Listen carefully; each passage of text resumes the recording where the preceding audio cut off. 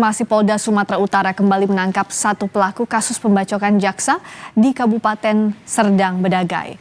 Polisi tengah mengusut motif kasus ini. Kabid Humas Polda Sumatera Utara, Kombes Ferry Walintukan bilang, pelaku yang ditangkap berperan sebagai pengemudi sepeda motor yang membawa eksekutor. Kombes Ferry menambahkan dalang atau otak pelaku dengan korban yang merupakan jaksa di Kejari Deli Serdang, Sumatera Utara saling kenal.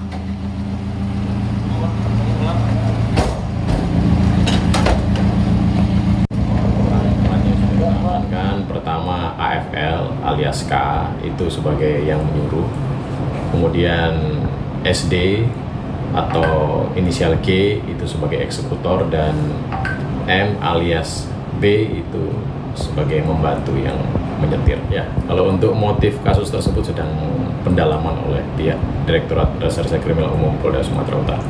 Ya, untuk saat ini yang diketahui bahwa pelaku dan korban saling kenal. Sebelumnya, saudara, Jaksa John Sinaga dan staf TU Asensio Huta Barat yang bertugas di Kejari Deli Serdang dibacok orang tak dikenal di Serdang Bedagai Sabtu kemarin.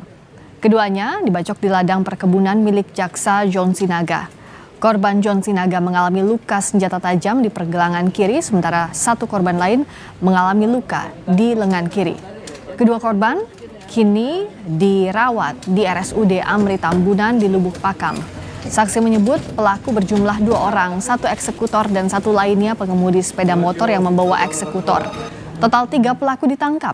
2 pelaku yang beraksi, sementara 1 pelaku merupakan dalang penganiayaan.